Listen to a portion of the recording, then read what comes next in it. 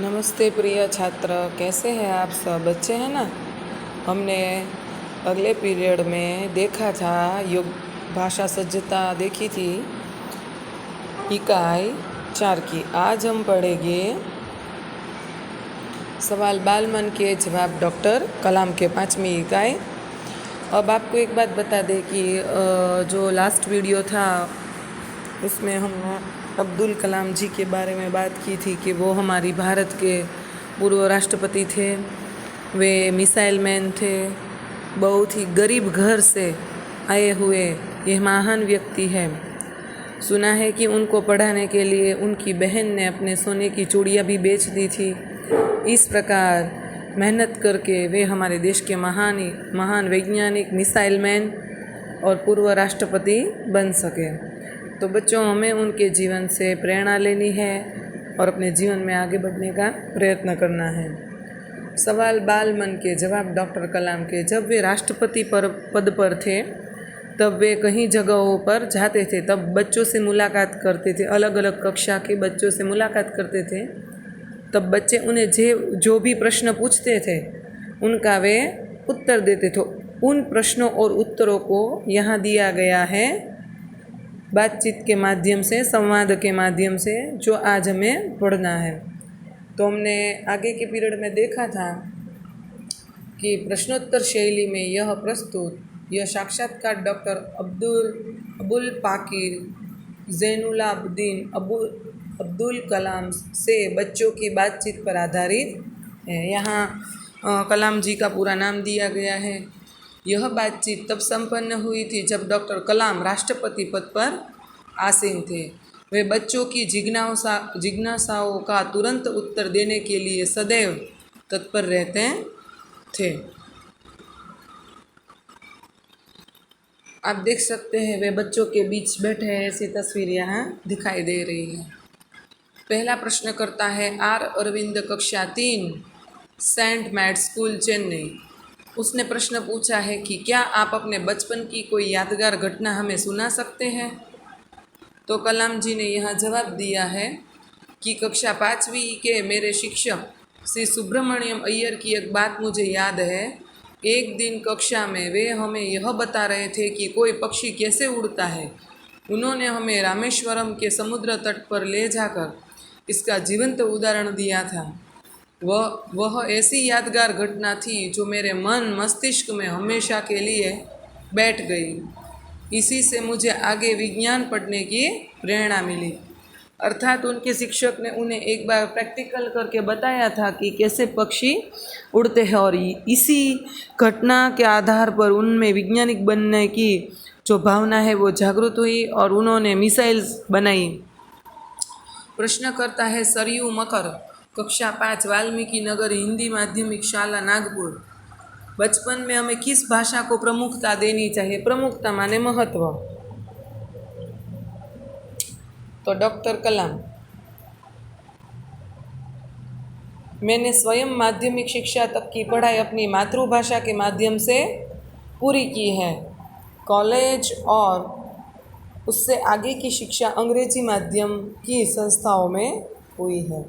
मेरा मानना है कि हम कॉलेज में भी माध्यम के रूप में मातृभाषा का चुनाव कर सकते हैं, क्योंकि युवा अपनी मातृभाषा में ही सोचता है। मैं अपनी हर बात सहजता से कहने में सक्षम होता हूँ, पर इसमें कोई दो राय नहीं है कि वैश्विक स्तर पर संपर्क के लिए हमें अंग्रेजी जैसी एक संपर्क भाषा की नितांत आवश्यकता है।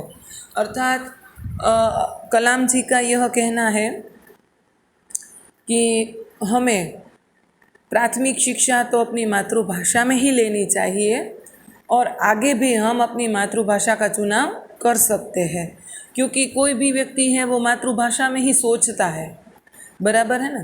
तो और इसके आगे कलाम जी यह भी कहना चाहते हैं कि इसमें दो राय नहीं है कि जब हमें वैश्विक स्तर पर आगे बढ़ना हो या गुजरात से या इंडिया से बाहर निकलना हो तो इंग्लिश ही हमारी सबसे ज़्यादा उपयोग में आने वाली भाषा है, जो हमारे लिए महत्व का काम करती है। कि आपको यदि वैश्विक स्तर पर आगे बढ़ना है अपने जीवन में, तो आपको अंग्रेजी भाषा ही काम आएगी। प्रश्न करता है अर्श पटेल, कक्षा 5, चंदूलाल विद्या मंदिर मुंबई। यदि हम आपकी तरह बनना चाहे तो हमें क्या करना चाहिए? अगर हमें भी अब्दुल कलाम जी की तरह बनना है तो हमें क्या करना चाहिए, ऐसा प्रश्न पूछा था। तो उसका उत्तर देते हुए कलाम जी लिखते हैं, जब आप युवा अवस्था में कदम रखें, माने 18 वर्षना थाव, जब आप युवा अवस्था में कदम रखें तभी आपको जीवन में लक्ष्य निर्धारित कर लेना होगा। तभी आपको तय कर लेना है बच्चों कि हमें जीवन में क्या करना है, हमारा लक्ष्य तय होना चाहिए। हमेशा कुछ बड़ा सोचो। जैसे ही यह अनुभूति हो कि आप आखिर बनना क्या चाहते हैं, तभी से उस दिशा में प्रयास और श्रम प्रारंभ कर दो। प्रयास और श्रम कहने का अर्थ है कि जी तोड़ मेहनत करो। जो जो आप आगे की और बढ़ोगे, आपका सामना बाधाओं तथा कठिनाइयों से होगा। आपको अपने अंदर दृढ़ साहस पैदा करना होगा। समस्याओं को पराजित करने में महारत हासिल करनी होगी, तभी जीवन में सफलता पाओगे। पहले यह ज़रूरी है कि आप निरंतर ज्ञान अर्जित करो। अब्दुल कलाम जी का कहना है कि अगर आप मेरी तरह बनना चाहते हैं तो आप पहले युवा अवस्था में जाए, माने थोड़े से बड़े हो, तभी आपको अपना लक्ष्य तय करना है और उस लक्ष्य को सामने रखकर आपको दृढ़ मेहनत करनी है। और कितनी भी बाधाएं क्यों ना आए, क्योंकि बाधाएं तो आने वाली ही हैं, कितनी ही बाधाएं क्यों ना आए, आपको उस पद से डिगना नहीं है और आगे ही आगे बढ़ना है। बराबर है। अभी तो आपको ज्ञान अर्जित करना है। ज्ञान अर्जित करना माने जहाँ से भी मिले वहाँ से आपको अपने जीवन में ज्ञान लेना है। ज्ञान लेना है माने कुछ नया ही नया सीखना है। बराबर है। उसके बाद प्रश्नकर्ता के रूप में है चिराग जैन, कक्षा 7, बॉम्बे कैम्ब्रिज,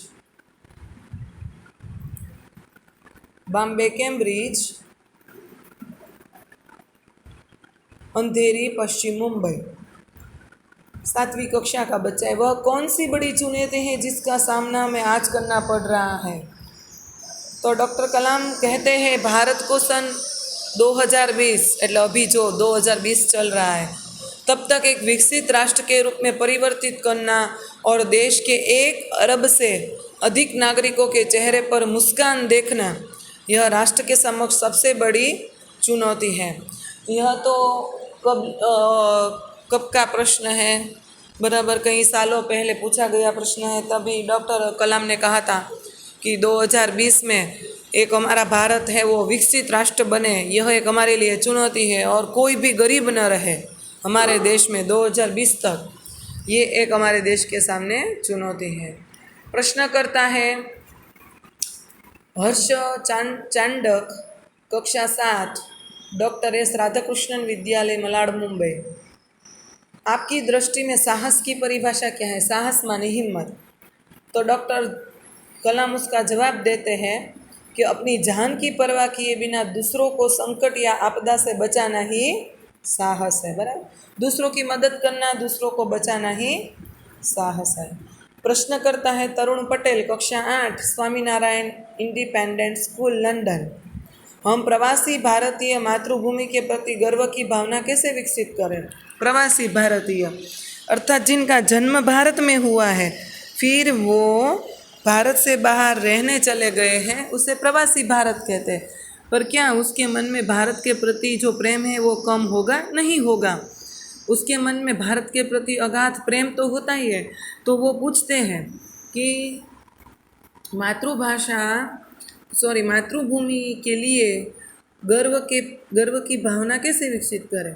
तो भारतीय मूल का कोई भी व्यक्ति एक बृहत भारतीय परिवार का अंग है और उसे हमारे देश की सांस्कृतिक विरासत पर गर्व है। सौभाग्य से आप लोग ऐसी स्थिति में हैं कि अपनी मातृभूमि से अच्छी तरह से जुड़े रहे हैं और यही आपके लिए गौरव की बात है। वे बताते हैं कि आप भले विदेश में रहते हैं पर आप मातृभूमि से जुड़े हुए हैं, ये आपके लिए गर्व की बात है। बराबर है। उसके बाद है कक्षा 10, प्रश्न करता है सत्यम, कक्षा 10, जिला स्कूल मुंगेर।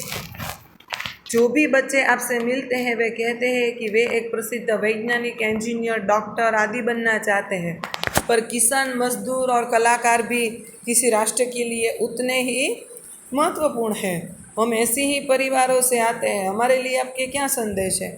अर्थात एक बच्चे ने प्रश्न पूछा कि जो भी बच्चे आपसे मिलते हैं वो कहते हैं कि मैं इंजीनियर बनूंगा, मैं डॉक्टर बनूंगा, मैं फला फला ऊंचे पद पर होगा, पर किसी को मजदूर नहीं बनना है, किसी को किसान नहीं बनना है, किसी को कलाकार नहीं बनना है, तो क्या चलेगा? राष्ट्र का विकास होगा? सब डॉक्टर और इंजीनियर बन गए, कोई फर्नीचर वाला नहीं होगा, कोई झाड़ू लगाने वाला नहीं होगा, कोई कलाकार नहीं होगा, कोई लोहे का काम करने वाला नहीं होगा, तो समाज कैसे चलेगा? तो इसका उत्तर देते हुए डॉक्टर कलाम कहते हैं कि किसान, मजदूर, कलाकार और दस्तकार ये सभी हमारे राष्ट्र के अभिन्न अंग हैं। राष्ट्र निर्माण में हमें उन सभी की सेवाओं की समान रूप से दरकार है। आप सभी को चाहिए कि अपने अपने क्षेत्रों में खूब उन्नति करें। सभी का महत्वपूर्ण स्थान है। अगर कोई किसान बनता है तो वो भी ऐसा नहीं है कि डॉक्टर ऊंचा है और किसान नीचा है। सभी अपने क्षेत्र में महान है और सभी को अपने क्षेत्र में उन्नति करनी चाहिए। बराबर है बच्चों? तो आज हम यहाँ तक ही वीडियो में रखते हैं। जितना भी मैंने यहाँ आपको पढ़ाया है वो आप एक बार पढ़ लीजिएगा शांति से। आगे के वीडियो हम आगे का पाठ पढ़ेंगे। तब तक के लिए बाय बाय। घर में रहिए, सुरक्षित रहिए।